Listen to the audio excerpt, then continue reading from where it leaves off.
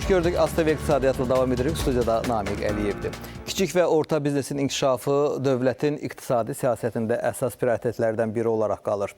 Dövlətlə özəl sektor arasında əməkdaşlıq isə davamlı olaraq gücləndirilir. Bu barədə Sahibkarlar Gününə həsr olunmuş sahibkarlığın inkişafı güclü iqtisadiyyatdır mövzusunda keçirilən tədbirdə danışılıb.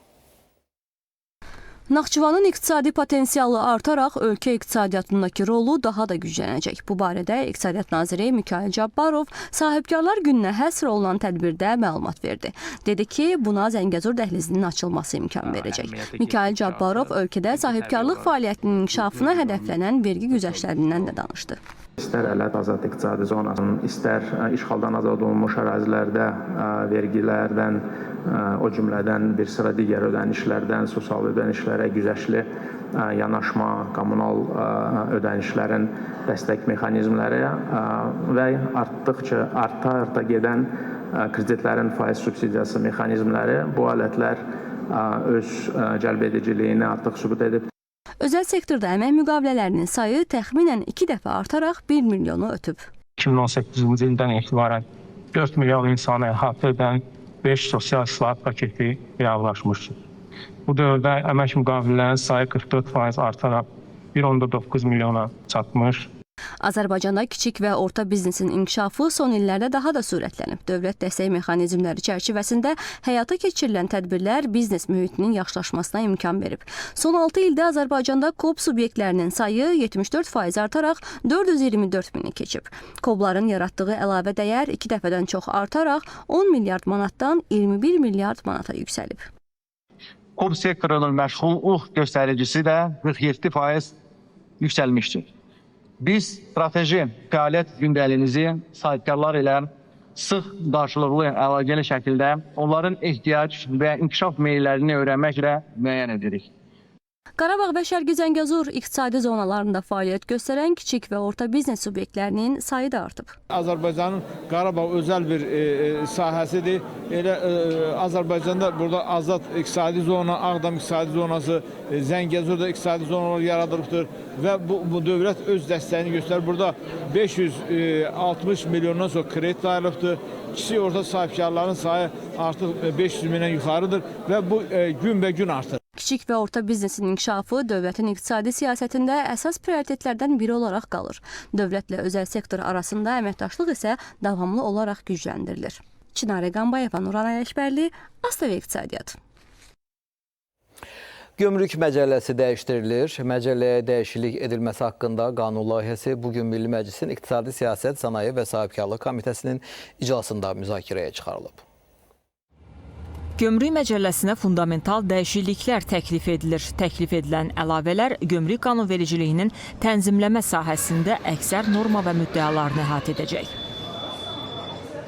Azərbaycan öz iqtisadiyyatını inkişaf etdirməklə yanaşı, həm də tranzit potensialının reallaşması istiqamətində ciddi hədəflər qarşıya qoyur və ölkəmizin nəqliyyat dəhlizlərinə qoşulması, həm də bunun infrastrukturunun yaradılmasına, xüsusilə də gömrük, sərhəd keçid məntəqələrində bu infrastrukturun qurulmasını tələb edir və təqdim edilən bu layihə də biz hesab edirik ki, yeni mərhələnin çağırışlarının nəzərə alınmasıdır. Qanun layihəsi gömrük qanunvericiliyinin tətbiqi praktikasında ortaya çıxan məsələləri tənzimləyəcək. Rəqəmsal həllərin tətbiqi həm idxalda, həm də ixracda ticarətin asanlaşdırılmasına imkan verəcək. Məsələn, Azərbaycandan göndərilən və gömrük orqanlarında təsdiq edilən sənəd başqa heç bir ölkənin sərhəddində maneə ilə üzləşməyəcək. Eyni zamanda hər hansı depozit və ödənişlərin sığorta zəmanətlərinin verilməsinə də ehtiyac qalmayacaq. Əlbəttə ki, bu bizə çox böyük fayda verəcək və bir daha demək istəyirəm ki, həm izbaçılığı asanlaşdıracaq, sistemləşdirəcək, uçotu düzgünləşdirəcək, tranzit yüklərdə daşınan yüklərin həcminin daha əlavə deməli, uçotunu müəyyən etməklə daşınanın düzgün formada tranzit həcminin düzgün müəyyən edilməsində də və planlaşdırılmasında da öz köməkliyini göstərəcəkdir. Və burada faktiki olaraq sərhədlərdə və ümumiyyətlə daxildə yoxlamaların, fiziki yoxlamaların sayının da azalmasına daha çox imkan verəcək. Yeni qanun layihəsində sadələşdirilmiş gömrük əməliyyatlarının əhatə dairəsi də müəyyənləşdiriləcək. Eləcə də gömrük keçid məntəqələrindən sürətli keçid məqsədi ilə prosedurların sadələşdirilməsi ilə yanaşı yeni inzibati keçidlərin istifadəyə verilməsi də nəzərdə tutulur.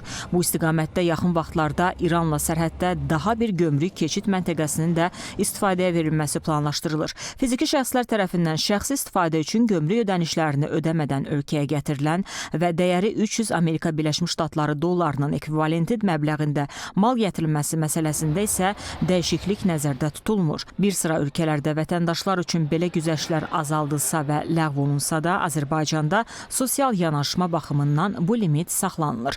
Hazırda ölkədə 1.200.000-dən çox şəxs elektron ticarətlə məşğuldur.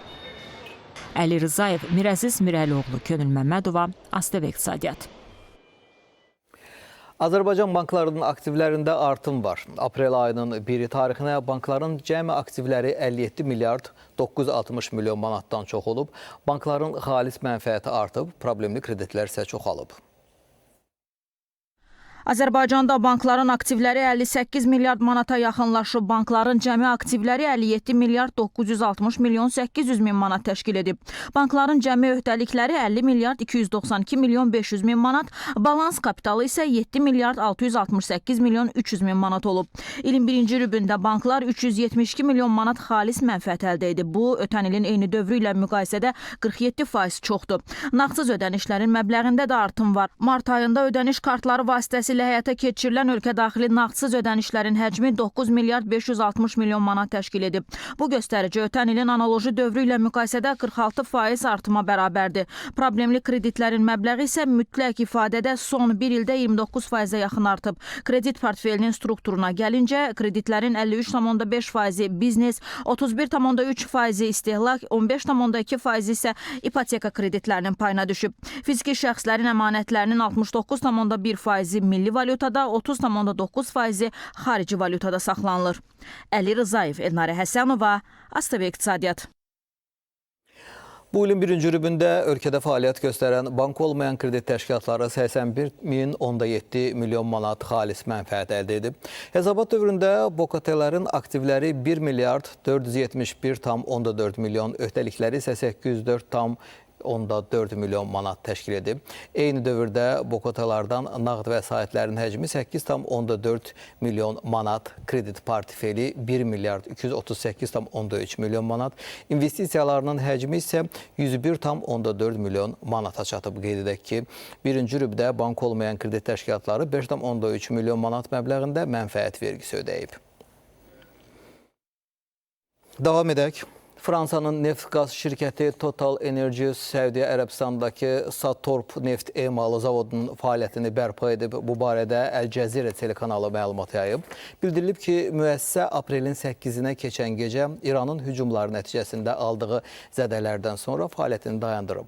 Qeyd olunub ki, zavodun zədələnməmiş istehsal güclərini yenidən işə salmaq mümkün olub və hazırda Satorp sutkada təxminən 230 min barel istehsal gücü ilə fəaliyyətini davam etdirir.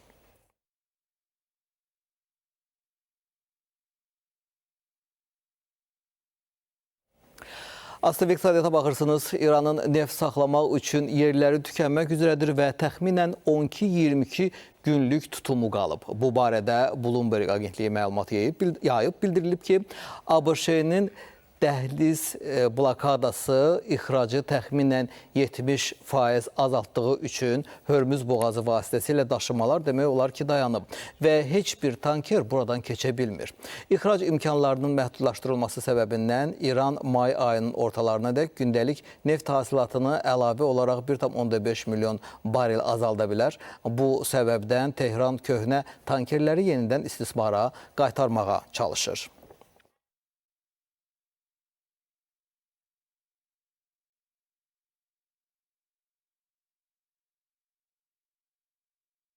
əmtəə bazarlarında baş verənlərlə davam edək. Monitora nəzər salaq. Bəli, monitorlardan da görürük biz. Brent markalı neftin qiymətində artım var. 5,11% və Brent markalı neft alıcılara $109.77 təklif olunub. WTI-ın da qiymətində yüksəliş var və artım $5.40-likdir. WTI $105.32 ticarət günü yekunlaşdırıb. Azerlight $115 aşıb. Azerlight'ın qiyməti burada da 1,79%lik artım görünür. Təbii qazın qiymətində azalma var. 1,71%. Qızılın qiymətində də azalma var. 1,26% və qızıl alıcılara $4,551 təklif olunub. Gümüşün qiymətində də 2,34%lik azalma var və bu $1.71-lik azalma deməkdir. Dünya Bankı 2026-2027-ci illər üçün buğdanın qiyməti ilə bağlı proqnozunu dəyişib. Belə ki, bankın əmtəə bazarları ilə bağlı növbəti hesabatında bu il 1 ton buğdanın qiyməti 253 ABŞ dolları təşkil edəcəyi yer alıb. 2027-ci ildə isə 1 ton buğda 260 dollara təklif ediləcək. Bankın hesablamalarına görə bu il buğdanın qiyməti 4, gələn isə 2,8% olacaq. Sabah həm Amerika Birləşmiş Ştatlarının Federal Ehtiyatlar Sistemi, həm də Avropa Mərkəzi Bankı faiz qərarını ictimaiyyətə açıqlayacaq. Bazarın gözləntiləri hər iki tərəfdən faizlərin sabit saxlanılacağı istiqamətindədir. Analitiklər və bazarların 90%-i aprel ayında faizlərin sabit qalacağını proqnozlaşdırsa da, yaxın şərqdəki enerji böhranı planları dəyişə bilər. İstər Hörmüz boğazındakı gərginlik davam etsin, istərsə etməsin, artıq biz bu dağıdıcı dalğaları görəcəyik. Çünki onsuz da iqtisadiyyatın zəiflədiyi bir dövrdə mərkəzi banklar iqtisadiyyatı ayağa qaldırmaq üçün inflyasiyanı aşağı salmağa, faiz dərəcələrini aşağı salmağa çalışırlar. Amma inflyasiya 2,7%-dən 2% olacağını forecasting etdiyimiz bir dövrdə belə bir gərginlik ucbatından artıq inflyasiya 3%-in üzərində yüksələcəkdir. Bunun da əsas böyük səbəbi bildiyimiz kimi Hörmüz boğazındakı gərginlik və həmçinin OPEC bazalarının zəifləməsi və neft ehtiyatının azalmasıdır. Artan neft və qaz qiymətləri fonunda inflyasiyanın il ərzində 2,6%-ə yüksəlmə riski Avropa Mərkəzi Bankını daha sərt mövqe göstərməyə məcbur edir. Enerji qiymətlərinin yüksəlməsi iqtisadiyyat üçün əsas problem deyil. Əsas problem onların təsir obyektlərinin birbaşa olaraq mərkəzi bankların atacağı addımları istiqamətləndirməsidir. Çünki enerjinin qiyməti artdığında bütün sahələrdə qiymət artımları baş verir. Deməli, bunun baxımından da mərkəzi banklar interest rate-lər, yəni faiz dərəcələri istər down market, istərsə də hog market anlayışını həyata keçirməkdən fərqləndirməlidirlər. Burada faiz dərəcələrinin aşağı salınmasından söhbət gedə bilməz. Ən yaxşı halda stabil saxlanılmalıdır, amma gözləntilərimiz faiz dərəcələri bir qədər yüksələcək, 2%-in üzərində olacaq artıq. İnvestorlar bu iclasda faizlərin dəyişməsindən daha çox iyun ayı üçün veriləcək siqnallara hədəfləniblər. Bəzi ekspertlər yay aylarında 0,25 faiz bəndi artımının qaçılmaz olduğunu bildirirlər. Avrozonada iqtisadi artımın bu il üçün 0,9%-ə endirilməsi tənzimləyicini inflyasiya ilə mübarizə və iqtisadi durğunluq arasında çətin seçim qarşısında qoyur. Qeyd edək ki, rəsmi qərarın sabah Bakı vaxtı ilə günorta saatlarında açıqlanacağı gözlənilir. Elnurə Hüseynli, Könül Məmmədova, ASTV İqtisadiyyat. Hörmətli tamaşaçılar, indi isə monitor üzərindən valutaların bugünkü hərəkət dinamikasını izləyək.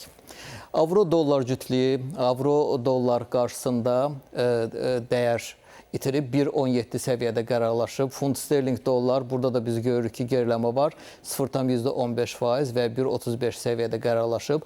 Dollar Türk lirəsi qarşısında möhkəmlənib və 45,07 səviyyədə qərarlaşma var. Dollar Rus rublu qarşısında dəyər itirib 0,12% və burada da 75,06 səviyyədə qərarlaşma görürük. Dollar Çin yuanı qarşısında isə möhkəmlənib və 6,84 səviyyəsində qərarlaşıb. Azərbaycan manatı sabit qalıb, 1 manat 70 qəpik və 1 avro 1 manat 99 qəpik, 100 Rus rublu 2 manat 26 qəpik, Türk lirəsi 4 qəpiyə yaxın, Çin yuanı isə 25 qəpiyə ticarət olunub. Belə əziz tamaşaçılar, iqtisadiyyat xəbərlərindən bugünə bu qədər. Sağ olun, salamat qalın.